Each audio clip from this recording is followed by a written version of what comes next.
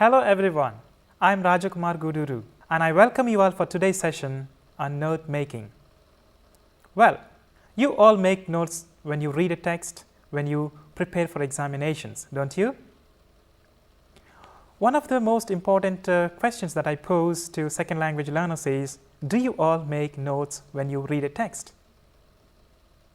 When I ask them, some students say that well, I make notes, but I don't know how to make I don't know how to make effective notes. Some students answer that they say that they make notes, but they are lost and confused. Yet some other students say that they are not aware of good note making skills or tips. Some other students say that they make a very large number of notes, to that extent that they end up rewriting the entire text. And yet some other students told me that they have problems of making use of the notes that they have used. Some other students say that they are not good at organizing notes that they have made. So these are some of the problems that the second language learners face mostly when they are trying to make notes, when they are reading a text, when they read a lesson or prepare for the examinations, or before revising or before writing an assignment. So in this session, we will focus on some of the important aspects of note making, a good note making skills. Are you all ready? Good. Note making is an advanced writing skill, and it has very number of practical reasons and uses. Note making helps us to remember the text that we are reading. It also helps us to revise the text, the lesson, or the lesson that we are preparing for the examinations. So note making skills are very essential before we prepare for any examination or any sort of preparatory exams. So note making skill is not so easy, but it is very complex skill because it involves another number of skills. For example, note making involves a careful reading plan, note writing techniques, text reduction devices, and organizing techniques, and finally methods of sequencing. These are different skill sets that are involved in effective note making. Therefore, second language learners find it a bit complex and a bit difficult. However, effective note making skills is very crucial in an academic career. Well, effective note making is a key writing skill, and it has a number of practical uses. They can help us record or map what we are reading, and also it also helps us to recall and understand the text that we are attempting. However, note making is a very complex activity, as I told you, but we have to keep a watch on this. The objectives of the lesson are to help learners to identify and understand central idea and supporting details of a reading text. Help learners to understand, analyze the text better. Help learners to remember the information they have read or gathered. Facilitate learners to make quick revision before exams or writing assignments. Help learners to condense large text into short and useful. Help learners to organize notes and that they have made or gathered. So these are some of the objectives of today's lesson. The lesson will deal with the following aspects. Number 1, what is note making? Number 2, how to make good notes. Number 3, uses of note making. Number 4, types of note making. Number 5, techniques of note making. Number 6, organizing notes. Number 7, tips for effective note making. Number 8, practice in making notes. So these are the summary of today's lesson.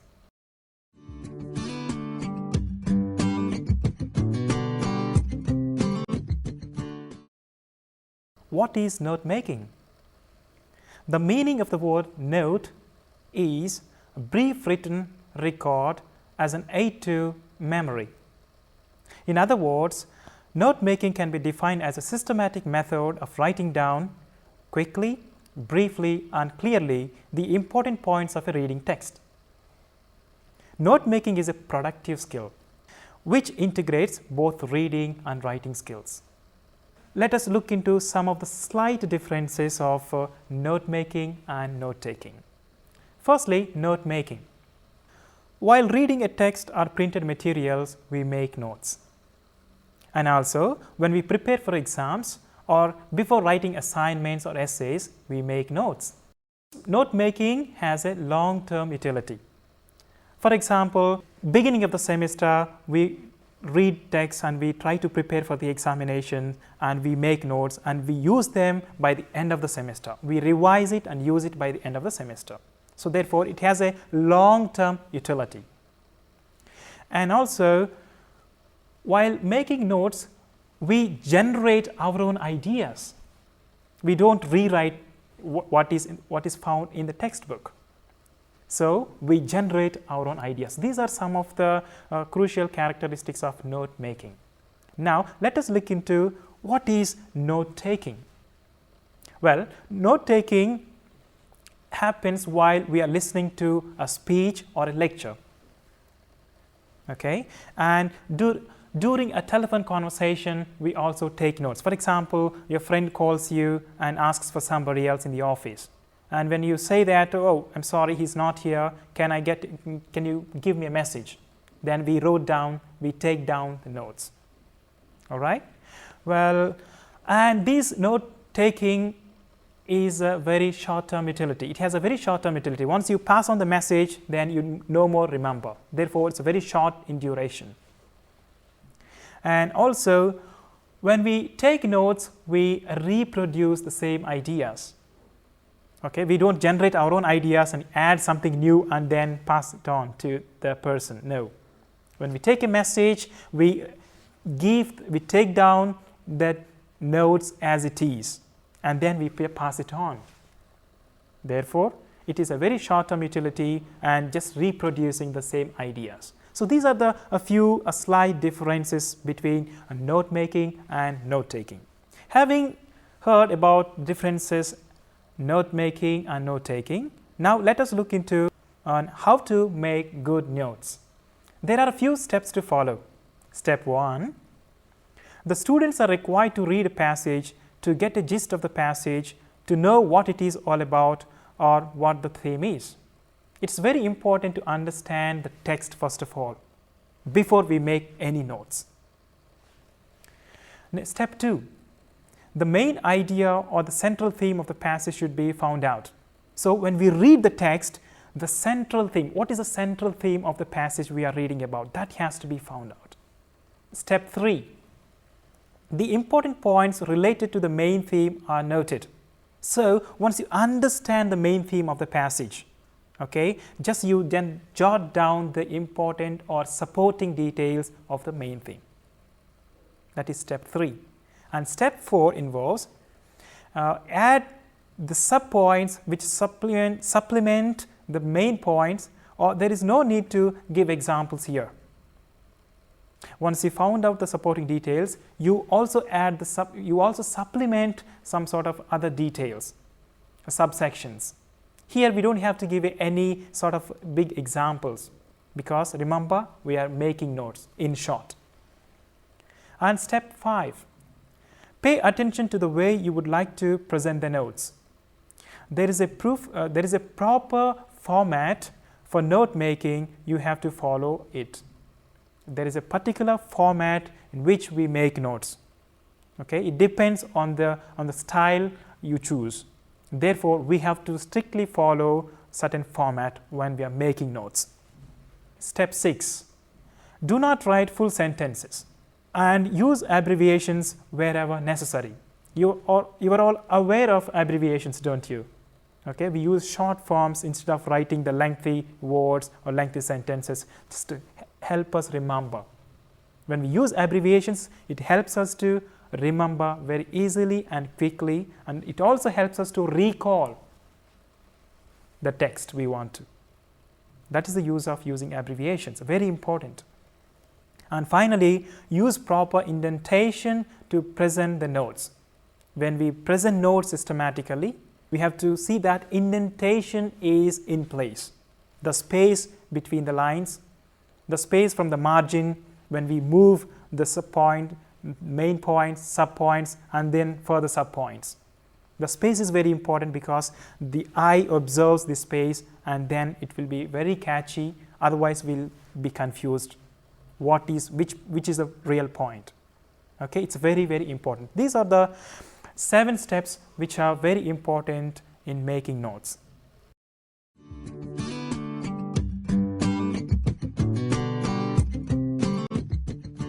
Uses of note making. Note making is more intellectual task than note taking because it involves selecting the text, it involves analyzing the text, it also involves summarizing the text. Note making is therefore an active skill. The most important use of note making is that it forces us to think because we have to make decisions about what we write. So, it forces us to think well. Number 2 is it helps us to pay attention to what we are reading. So, attention, it draws our attention to the text we are reading. Number 3, it assists us to understand new material, and if the notes are organized in our own way and in our own words. So, it assists us to understand the new material that we are reading in our own way. Okay, it's very important. 4th, it helps us to concentrate. That's very important when we are making notes. Okay. And the 5th one is it helps us to remember more information. That is the ultimate purpose of making notes. Okay, remember more. And 6th one is it makes it easier to distinguish between important issues and details. Note making skills also helps us to see clearly what is the main theme, what are the supporting details. That distinction has to be clear before we sit down to make notes. So, it helps us to see that distinction very clearly. And it also provides a permanent record. It's not that just you forget, you make notes and then you forget it, then it doesn't serve the purpose.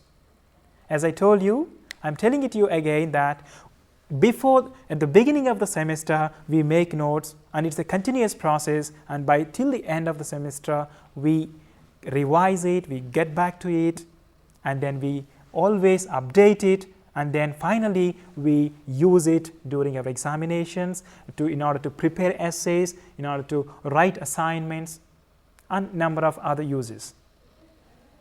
And finally, note making facilitates learning. How? By helping us to understand the message that we are reading, the text that we are reading. Okay? And it also helps us to reflect on, review our notes. It's a very important point again. It helps us to review and reflect on our notes. So, these are the few practical uses of note making skills.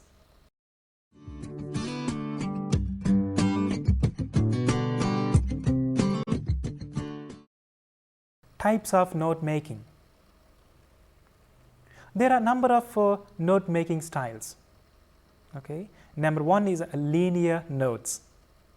Linear notes making is a very common tendency among the learners. It's a very common thing. We all of us tend to make linear notes. And it includes lots of words and phrases, or sometimes sentences too. And some way we have bullets and relevant symbols. When we are making linear notes, we use lots of symbols and bullets sometimes. Don't we use that? Yes, we do, very much. So, Linear note making is a very common thing among us. For example, I have read a text and I am making notes. Point 1, the main theme. Point 1.1, subtopic. Point 1.2, second subpoint.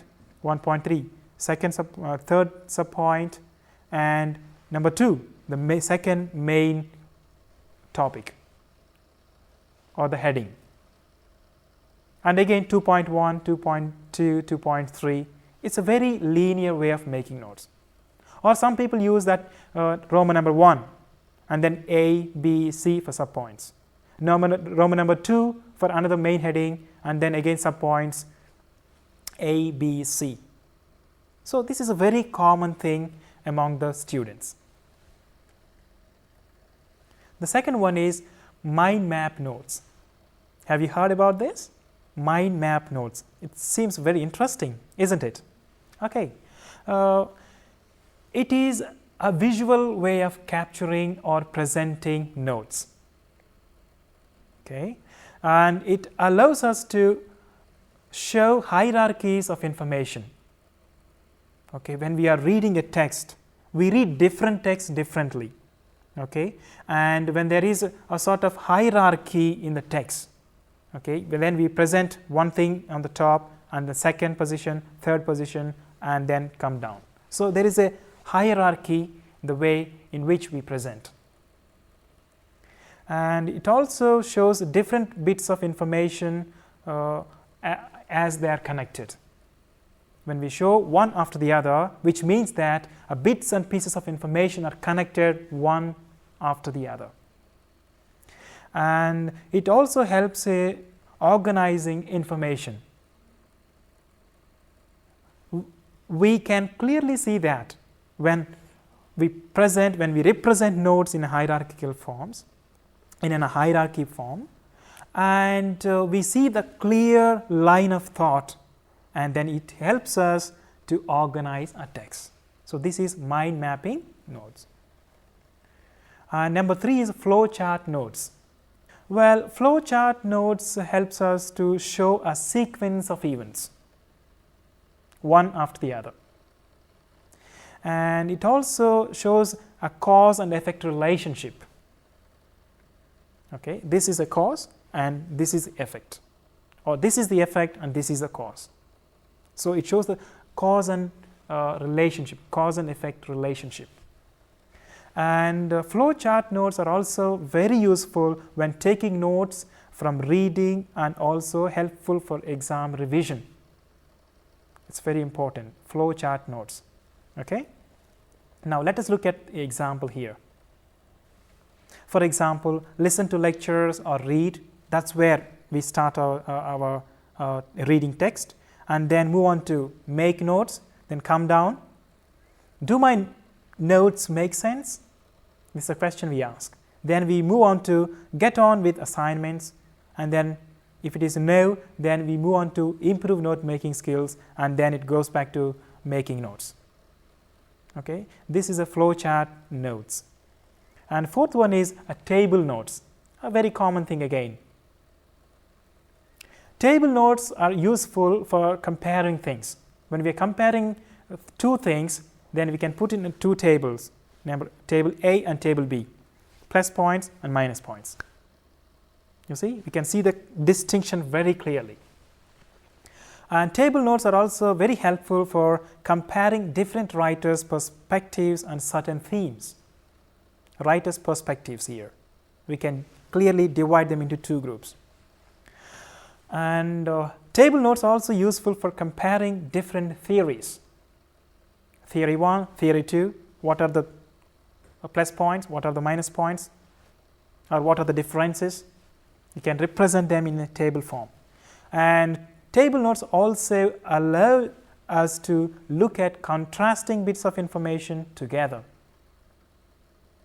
Okay, plus points this side, left side, and minus points on the right side. So one yes and the other one no. So it helps us to look into see clearly the bits and pieces of contrasting information at the same place. So these are some of the uses of table notes. Well, we can make our notes and organize them based on the nature of information or the text or the kind of text we read. Okay? And for example, look at the table below for some guidelines on how to organize notes. On the one side, nature of information in the text or kind of text. On the other side, the diagrammatic form in which notes can be organized. For example, take one, description of a substance. We can represent it in linear notes, by linear notes. Number two, you take a description of processes. We can show it by a flow diagram or a flow chart. Number three, narrative description, a linear notes again. And number four, a classification information, a tree diagram. And number five, comparative description, a table notes, or we can just represent it in the form of a list. And number six is contrastive description. Again, you can come up with a table or a list. And finally, a figurative information, again a table notes or a list of information, or list. We can make the notes in the form of a list. So these are some of the ways and means of going about organizing and making notes in different forms. Well, whichever format we use for note making, it should help us ultimately to remember and review the notes at the later point of time, and also read and reread them easily on a regular basis. It should help us to reread the notes on a regular basis. It also should help us to expand and develop upon them at a later point of time. And finally, it should help us to file them or record them or organize them in a proper way. So if you are comfortable with linear notes, go ahead. If you are comfortable with making a table notes, go ahead. But remember, it all depends on the text also. If it is a descriptive, if it is a narrative, if it shows a sort of contrastive information, according to that, we use different kinds of notes.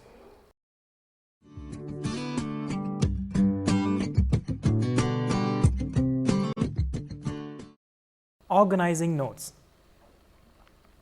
Having spent a considerable amount of time making notes, the next important point is how to organize the notes that we have made. It's a very important thing. Otherwise, all our efforts of note making goes waste. We wouldn't want that to happen. Well, it will also save our time. We don't have to make notes again and again on the same topic. Therefore, organizing notes that we have made is a very important thing. Now, there are some tips to organize notes well. Number one is keep all notes on the same subject or topic together. If you are writing on one subject, keep all the note making material on that particular subject together. Okay? If you fixed one book with for one subject and don't bring in the other subject note in the same book, so you will get confused, you will mess up with sort of making notes. All right. Second point is use a color coding files and color coding chits like this to mark the notes and to act as a bookmarks. Okay, that's very important thing. Suppose you reading on the 30th page and you want to stop it for today and just use a color coding folders like this or chits like this and just make a small note and keep it there. And you come back again and then you resume from there. It will help you. And then number the page and create a contents page in your short storage file. It's very important. When you have a book in your hand, okay, note making book, and at the first page should be that a contents page.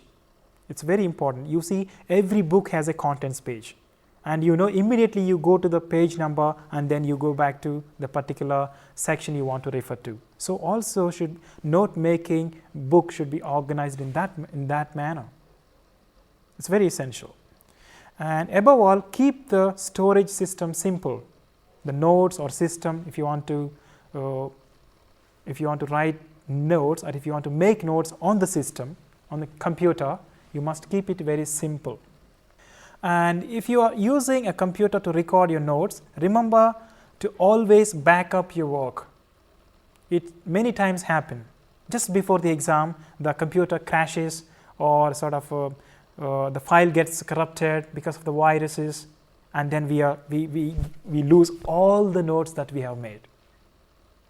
And we feel very bad finally. That shouldn't happen. Therefore, if you are making notes on your computer, well, it's a good idea, but always keep a backup of your files. Maybe you can mail it to yourself or mail it to your friend, all right? Or you can write it in a CD form or in a pen drive. So these are some of the backup systems you can use. And finally, keep a very good record of bibliographic details to access it quickly again. Do we do that? Suppose you've taken some notes, you made 1 or 2 notes from a particular book, and later when you are revising it, going back to it to develop on it, and you don't know where you have got these ideas from, where you made these notes from.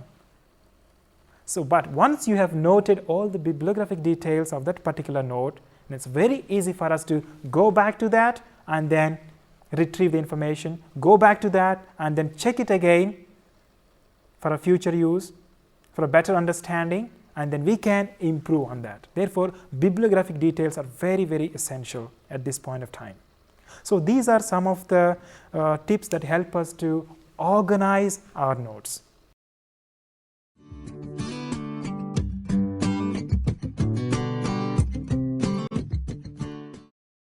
Well, now let us look into one example. The topic is our agriculture. India is an agricultural country. Out of every 100 Indians, about 70 make their living through agriculture. Agriculture gives us food, cotton for our clothes, raw materials like jute and sugarcane for our industries, and food for cattle. That is why, for thousands of years, people all over the world, especially the people of our country, have been involved in agriculture. India has large fertile plains which are good for cultivation. Some of these fertile areas are A. the northern fertile plain, B. the large deltas of the coastal plains, C. parts of the plateau region. All these areas together constitute about half of the total area of our country. Rice, wheat, millets, cotton, jute, sugarcane and tea are the chief crops grown here. So, this is a passage that we have read. Now, let us make notes on this particular passage. Let us make it in a bullet points. Okay? Number 1 point could be India, comma, agri, full stop, country. So, when I say agri, I am using an abbreviation here, a short form. Number 2, point number 2, 70% live through agri. So, which means we understand that immediately 70% of the population in India lives through agriculture. And number 3rd point, agri, prod, dash, food, cotton, jute, which means agricultural products are food, cotton, jute. And the 4th point, fertile plains in India, dash, and then sub points, 1, northern fertile plain, coastal plain and part of plateau region. These are 3 sub points that come under the main fertile plains in India. And finally, chief crops, rice, millets, wheat, cotton, jute, etc. So, this is how we organize, this is how we make notes, main points and then sub points. And in between, we use a number of abbreviations, number of symbols. Sometimes it's very essential.